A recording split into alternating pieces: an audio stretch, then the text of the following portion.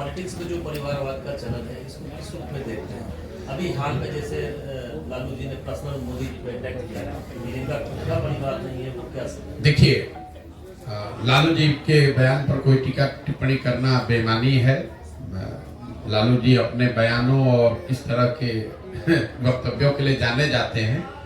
जहां तक परिवारवाद का सवाल है, बिल्कुल ये बहुत बड़ा घुन है, दीमक है, जो राजनीति को सिरे से बर्बाद कर रहा है। राजनीति ही नहीं, किसी भी क्षेत्र में अगर आप परिवारवाद ही कर देंगे कि सिर्फ नेताओं के बच्चे ही नेता बनेंगे, तो उससे तो आपने लोकतंत्र को ही खत्म कर दिया। लालू जी और मोदी जी की बात छोड़ दीजिए, हम आपको बिहार का एक आंकड़ा देते हैं जो मोदी जी नहीं बोल रहे हैं। बिहार में पिछले 30 वर्ष में जितने लोग सांसद और विधायक बने हैं, किसी भी दल से बने हो, वो सिर्फ और सिर्फ 1250 परिवार के लोग ही यहाँ विधायक और सांसद बने हैं। दल कोई भी हो, आप लालू जी के परिवार, रामविलास जी के परिवार की बात करते हैं, आप अपने स्तर पर देख लीजिए, कोई ऐसा विधानसभा नहीं है, कोई ऐसा लोकसभा नहीं है जहां 2, 4, 5 परिवारों का दबदबा नहीं है। मैं अभी आपको एक उदाहरण देता हूं। मोदी जी को अभी आ रहे हैं चंपारण में, तो उनको इस पर बयान देना चाहिए। परिवारवाद के खिलाफ में है भाई। बिहार में भाजपा का अध्यक्ष कौन है? सम्राट चौधरी जी। सम्राट चौधरी कौन है? इनके बाबूजी हैं शकुनी चौधरी। आप बिहार के होने के नाते इस बात को समझिए, इतने हल्के में मत समझिए कि इनके बाबूजी थे तो हम परिवारवाद की बात कर रहे हैं। परिवारों का कैसे यहाँ के राजनीति पर कब्जा है, मैं वो समझा रहा हूँ। जब इस राज्य में कांग्रेस का शासन था तो शकुनी चौधरी जी उस समय विधायक और मंत्री थे। जनता कांग्रेस से नाराज हुई, लालू जी का शासन लेकर आई, तो शकुनी चौधरी जी लालू जी के भी शासन में विधायक और मंत्री बन गए। जनता लालू जी से नाराज हुई, नीतीश जी का शासन लेकर आई, तो शकुनी चौधरी जी नीतीश जी के भी सरकार में विधायक और सांसद, विधायक और मंत्री बन गए। जनता ने जब नीतीश कुमार को हराया, मांझी जी मुख्यमंत्री बने, तो शकुनी चौधरी जी उसमें भी विधायक और मंत्री रहे। और आज अगर भाजपा को वोट पड़ रहा है तो भाजपा को भी कोई दूसरा व्यक्ति नहीं मिला, उसको भी शकुनी चौधरी का लड़का ही मिला। तो आप समझ रहे हैं कि हम कांग्रेस को हराए, लालू जी को हराए, नीतीश को लाए, मांझी को लाए, भाजपा को लाए, लेकिन एक ही परिवार है जो कि रूल कर रहा है। तो ये आंकड़ा याद रखिए, कोई नेता, कोई दल ये बताता नहीं है। बिहार की आबादी है 13 करोड़, यहाँ 3.5 करोड़ परिवार रहते हैं, और पिछले 30 वर्ष में कांग्रेस, जदयू, आरजेडी, रामविलास जी की पार्टी, लेफ्ट की पार्टी, सबको, भाजपा, सबको जोड़िएगा तो 3.5 करोड़ परिवारों में सिर्फ 1250 परिवार के लोग ही यहाँ विधायक सांसद बने हैं। होता यह है कि जब जिस दल का हवा चला उसी में सब जाकर बैठ गए। जनता लाचार है, नए आदमी को अवसर ही नहीं है। विधायक का लड़का ही विधायक बनेगा, पैसे वाले का लड़का, मंत्री जी का लड़का मंत्री बनेगा, और जो बिहार के बच्चे हैं उनको अवसर ही नहीं है। अगर आपको राजनीति करनी है, आप बहुत काबिल है, तो जाके झंडा ढोइए, संगठन का काम लीजिए। चुनाव लड़ने का, विधायक सांसद बनने का आपको अवसर नहीं। इसीलिए जन सुराज में आपने ये इस परिकल्पना का हिस्सा है, 1 लाख बच्चों को, आपने सहरसा में भी देखा होगा, मैंने क्लब बनवाना शुरू किया है। हर पंचायत से 8 से 10 बच्चों को, जिनके बाबूजी बड़े आदमी नहीं है, जिनके बाबूजी विधायक, मंत्री, सांसद नहीं है, ऐसे बच्चों को जन सुराज चिन्हित कर रहा है, उनको प्रशिक्षित कर रहा है, इस लक्ष्य से कि अगले 3 से 5 वर्ष में इनका प्रशिक्षण और चुनाव लड़ने की व्यवस्था उनकी योग्यता के अनुसार जन सुराज से किया जाएगा, ताकि ये बच्चे आए, राजनीति में मुखिया बने, वार्ड सदस्य बने, प्रमुख बने, विधायक क्षमता हो तो विधायक, मंत्री बने, ताकि इन परिवारों का वर्चस्व खत्म हो। ये बहुत बड़ी परेशानी का कारण है, और सिर्फ नारेबाजी करने से और आक्षेप लगाने से नहीं होगा। भाजपा के आज जितने 75 विधायक हैं बिहार में, वो भी आप देखिएगा, वो सब किसी न किसी परिवार का ही आदमी है।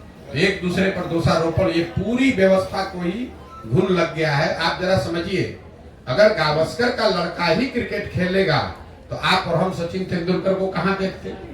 अगर सचिन तेंदुलकर का लड़का ही क्रिकेट में रहेगा तो विराट कोहली और रोहित शर्मा कहां से आएंगे? अगर विराट कोहली का लड़का ही क्रिकेट खेलेगा तो नए लड़के सूर्य कुमार यादव कहां से आएंगे? लोकतंत्र को इन लोगों ने, इन दलों ने खत्म कर लिया है। कुछ परिवारों ने कब्जा कर लिया। और सिर्फ ये दल विशेष की बात नहीं है। अब ये बात नहीं रह गई कि खाली कांग्रेस में परिवारवाद है कि लालू जी में परिवारवाद है। इसका जड़ इतना नीचे फैल गया है कि हर आदमी चाहता है मैं विधायक रहूं, मेरे बाद मेरा बच्चा बनेगा। कोई आदमी इससे अछूता नहीं है, कोई दल अछूता नहीं है।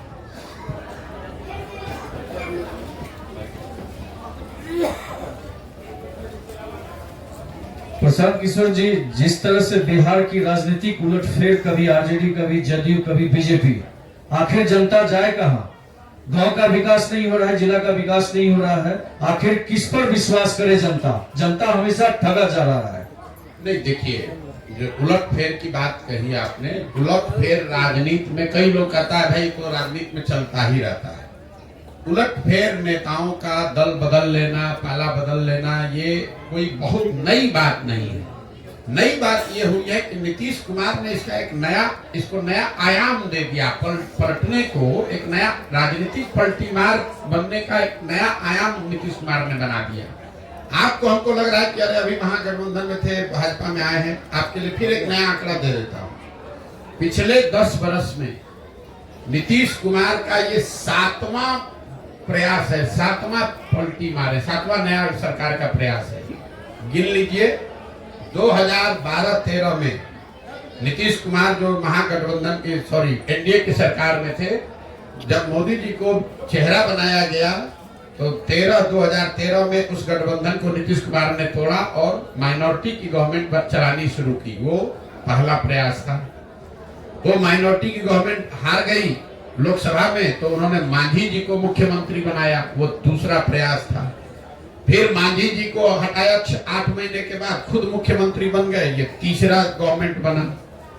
फिर महागठबंधन बनाकर चुनाव लड़े, वो चौथा हुआ। फिर महागठबंधन को छोड़कर एनडीए में भाग गए, वो 5वां हुआ। फिर एनडीए को छोड़कर महागठबंधन में भागे, वो 6वां हुआ। और फिर अभी छोड़कर वापस भाजपा में भागे। 10 वर्ष में 7 बार नीतीश कुमार पलटी मारे, या इन्होंने सरकार का स्वरूप बदला बिना वोटरों के सहमति के। अब नीतीश कुमार इस देश के सबसे बड़े पलटूमार राजनीतिज्ञ है, राजनेता है। ये तो बात सर्वविदित है, इस पर अब चर्चा भी लोग नहीं कर रहे। जैसे बिहार में शराबबंदी इतना फेल है कि कोई शराबबंदी पर सवाल भी नहीं कर रहा, तो नीतीश कुमार के पलटने पर कोई सवाल लोग नहीं उठा रहे।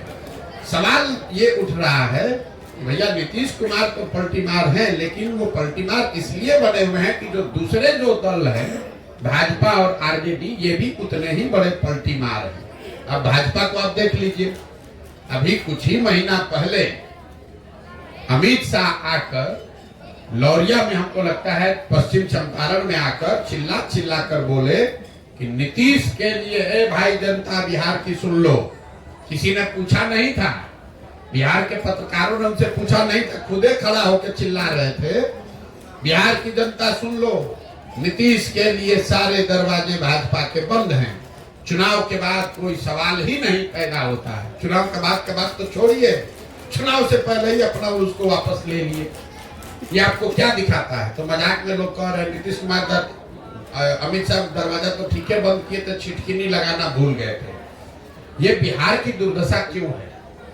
ये बिहार की दुर्दशा इसलिए कि लोगों को 40 सांसदों का लालच है। हम लोग के लिए 40 सांसद ही हम लोग की दुर्गति का कारण बन गए। अफ्रीका में लोग बताते हैं कि जिस देश के पास जितना ज्यादा खनिज है, वहां उतना लूटमार है, उतना ज्यादा गरीबी है, क्योंकि उसी खनिज को लूटने के लिए सब गलत काम किया जाता है। बिहार की वही दशा है।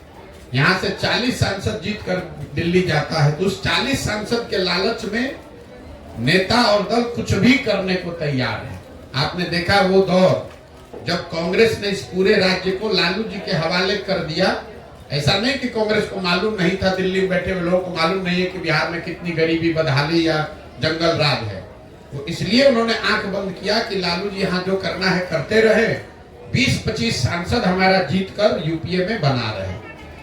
यही काम आज भाजपा कर रही है। जिस तरह बिहार को लालू के हवाले करके कांग्रेस ने छोड़ दिया था, उसी तरह भाजपा 30-35 सांसदों के लालच में नीतीश के हवाले करके और दिल्ली में बैठे हुए।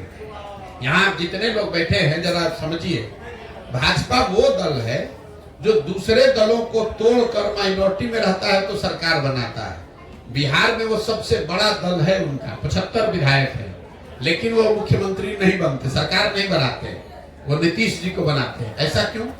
ऐसा इसलिए कि समीकरण कहीं गड़बड़ा ना जाए। 35 को सांसद जो दिल्ली में गया है उस पर आंच न आ जाए। बिहार अगर कत्लखाना में जाता है तो जाए, और बिहार की गरीबी का हम मजाक उड़ाए। बिहार के लड़के जाकर गुजरात में नौकरी मजदूरी करें तो उसको लाठी से मारे, गाली दे, बिहारी कहे। और मोदी जी जा रहे हैं अभी 13 तारीख को वहां सेमीकंडक्टर का लॉन्च करने फैक्ट्री, और यहाँ चंपारण आएंगे तो चीनी मिल के चालू करने पर भी कोई वक्तव्य जारी नहीं करेंगे। बिहार में आएंगे तो राष्ट्रवाद का बात होगा, हिंदू मुसलमान का बात होगा, राम मंदिर का बात होगा, लालू के जंगल राज की बात होगी। ये बात नहीं करेंगे कि बिहार में चीनी का मिल चालू कब होगा, बिहार के बच्चों को यहाँ से पलायन करने के लिए कब रुकना पड़ेगा। अगर गुजरात के बच्चे गुजरात से बाहर नहीं जा रहे हैं मजदूरी करने, तो हमारे बिहार के बच्चे क्यों जा रहे हैं बिहार से बाहर, इस पर मोदी जी कोई वक्तव्य नहीं देंगे। गुजरात से 26 MP जीत कर गया है, तो वो गुजरात हर चौथे दिन जा रहे हैं, वहाँ इन्वेस्टमेंट समिट हो रहा है, वहाँ फैक्ट्री लग रहा है। और बिहार से हम लोग 39 सांसद जिताए हैं, हम लोग को कोई पूछने वाला नहीं है। इसके लिए दोषी मोदी जी नहीं है, इसके लिए दोषी हम और आप हैं, क्योंकि उनको मालूम है बिहार में काम हो चाहे नहीं, यहाँ का आदमी अभी 6 महीने के बाद वोट होगा, चाहे मन से या बेमन से, विकल्प के अभाव में उसी मोदी जी उसी भाजपा को फिर जाकर बोरा में भर के हम लोग वोट देंगे, और हम लोग के लड़के बोरा अपने पीठ पर उठाएंगे, जीवन भर मजदूरी करेंगे। कुछ दिन पहले खबर आई थी जो आप जो है वाल्मीकि नगर से जो है लोकसभा चुनाव जो है लड़ने वाले हैं, ऐसा है। अरे मेरे भाई, मतलब पत्रकार जो है ना, आप लोग या जो सामान्य राजनीति आप लोग देखते हैं, इससे आगे देखने को तैयार ही नहीं। जब हमारा दल ही नहीं है, हमको वाल्मीकि में हमको इतने चुनाव लड़, हमने घोषणा एक बार मुंह से जो निकाल दिया उससे आगे पीछे नहीं हट सकते, दुनिया कोई ताकत नहीं हटा सकती है। 2017-18 में हमने कहा हुआ है कि 10 साल तक किसी भी लोकसभा या राज्यसभा में जाने का सवाल नहीं है। हमको अगर लोकसभा राज्यसभा में जाना है तो उसके लिए हमको वाल्मीकि नगर जाना पड़ेगा। जिस राज्य से आप कहिएगा वहां से हम जीत के कल सदन में चले जाएंगे। कोई पार्टी अपने यहाँ जिता के भेज देगी, लड़ने की जरूरत नहीं है, कोई राज्यसभा से नॉमिनेट करके भेज देगा।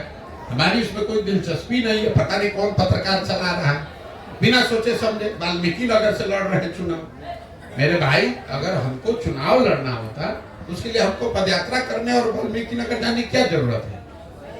हम बंगाल से लड़ जाएंगे, आंध्रा से लड़ जाएंगे, वहीं से लड़ के जीत के जाए, बिना मेहनत को दूसरे लोग जिता के भेज देंगे।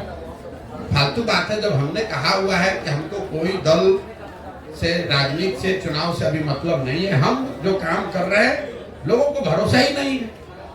इसलिए नहीं कि उनको हम पर भरोसा नहीं है, क्योंकि आपको इतना आदत लग गया है। कर नेता यहाँ रहे तो कह न रहे, देखिए नहीं चलेंगे थोड़े। हम आपको कह रहे हैं कि नहीं दल बनाएंगे। 18 महीने से चल रहे पैदल घर परिवार छोड़ के। अगर हमको चुनाव लड़ना होता, यहाँ तो बिहार में एक दिन में दल बना लेता है। तो यहाँ बिहार के भैया नेता को दल बनाने आ रहा है, हमको नहीं समझ है दल कैसे बनता है। उसके लिए 18 महीना हमको पैदल चलने की क्या जरूरत है? जब जो बात हमने कही है, जब तक बिहार को सुधारने के नजरिए से इस 3 उद्देश्य को लेकर घर से निकले हैं, इसको पूरा करने के लिए पूरा समाज में बिहार में पैदल न चलने, मत न ले, इसकी नई व्यवस्था न बना ले, तब तक इस लक्ष्य से हटने का सवाल ही नहीं पैदा होता है।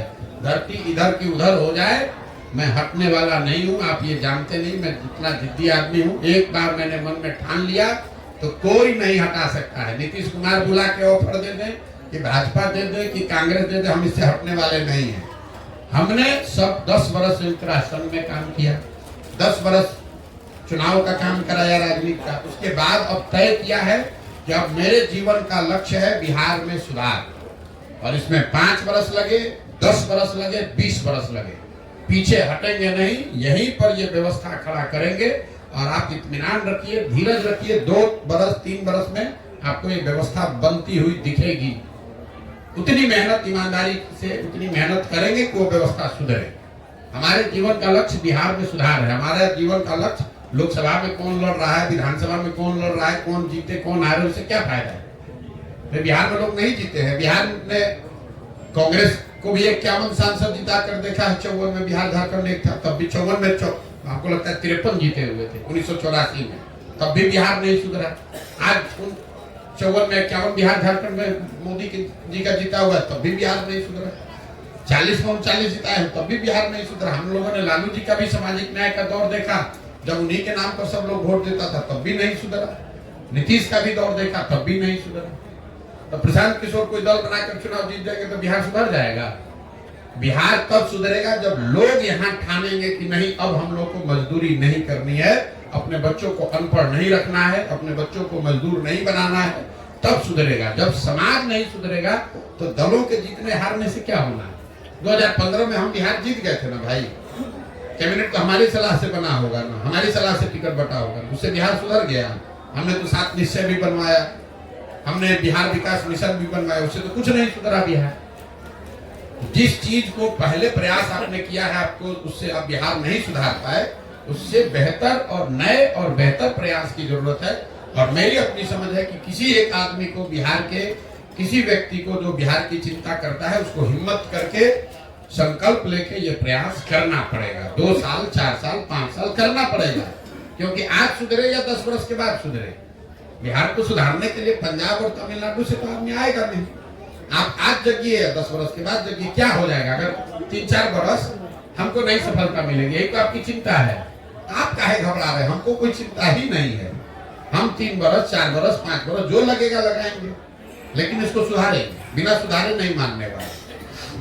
सर 2024 के लोकसभा चुनाव कुछ ही दिनों बाद होने वाला है, इसमें प्रशांत किशोर जी क्या कहना चाहेंगे? आगामी इसको समर्पित करना चाहेंगे आप? क्योंकि अभी तो टाइम लगेगा, आपके जन अभियान में 4-5 साल लगे, तब तक तो बिहार गर्त में ही जा रहा है। अभी 75 साल से गर्त में नहीं जा रहा है था।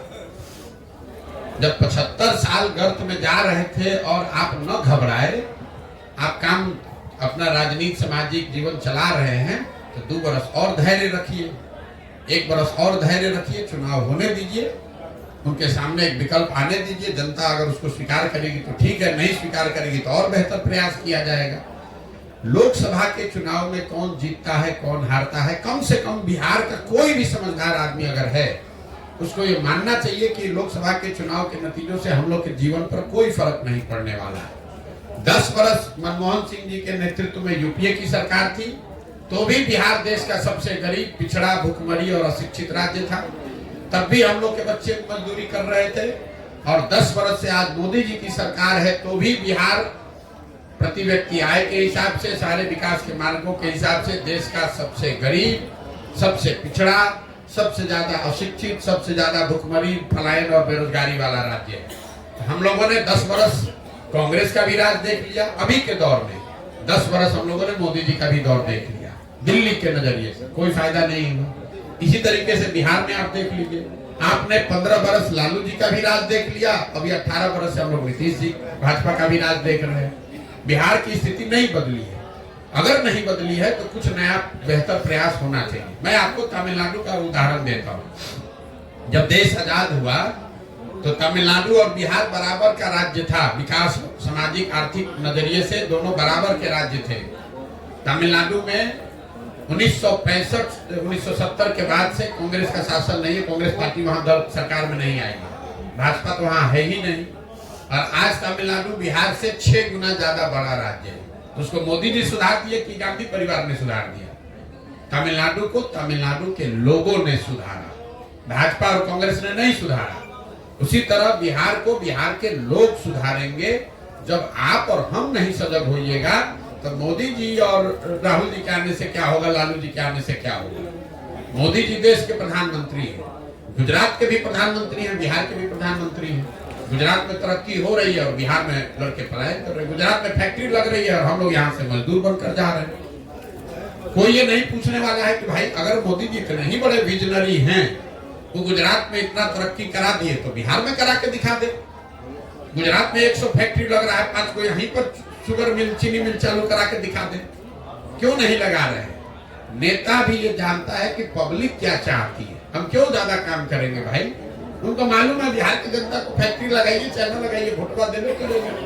गुजरात में अगर तरक्की नहीं होगी तो गुजराती उनको पहले छोड़ देगा। गुजरात में अगर तरक्की न हो, गुजरात के मोदी जी प्रधानमंत्री हैं गुजरात से, और 2017 के विधानसभा में करीब करीब भाजपा को गुजरात के लोगों ने हरा दिया था। लेकिन बिहार में कोई चिंता की जरूरत नहीं है। जाति, धर्म, मंदिर, मस्जिद, 5 किलो अनाज का नारा बुलंद है, वोट बोड़ा में भर के हम लोग देते रहेंगे। तो जब आपको हमको अपने और अपने बच्चों की चिंता नहीं है तो मोदी जी और लालू जी आपके बच्चे का चिंता क्यों करेंगे? देखिए तेजस्वी जी घूम रहे हैं और डंके की चोट पर कह रहे हैं कि हम ही बिहार को सुधारेंगे। कोई नहीं पूछने वाला है मेरे भाई, तुम 15 साल तुम्हारे माता पिता थे यहाँ पर मुख्यमंत्री, बिहार को गर्त में ले जाने वालों में एक कंधा आपके लोगों का भी था। अभी आप 1.5 बरस नीतीश जी के साथ थे तो कौन सा आपने बिहार में क्या सुधार कर दिया? कौन सा रोड बनवा दिया? पथ निर्माण मंत्री थे। कौन सा अस्पताल आपने सुधार दिया? आप स्वास्थ्य मंत्री थे। पूरे गांव में जो दुर्दशा है नाली गली का, ये ग्रामीण कार्य मंत्री आप लोग भी ध्यान नहीं देते हैं, तेजस्वी यादव ही थे। ये शहरों की जो दुर्दशा है, शहरी विकास मंत्री खुद तेजस्वी यादव थे। कोई नहीं पूछने वाला है कि भाई शहरी विकास मंत्री के तौर पे कौन से शहर को सुधार दिए? बताओ, माँ बाप का तो छोड़ो, अपना बताओ भाई, तुमने कौन सा सुधार दिया? कौन सा अस्पताल तुमने सुधार दिया? कौन सी व्यवस्था सुधार दी? कौन सा ग्रामीण सड़क पहले के मुकाबले कम बन गया, ज्यादा बन गया? ये तो पूछना है नहीं।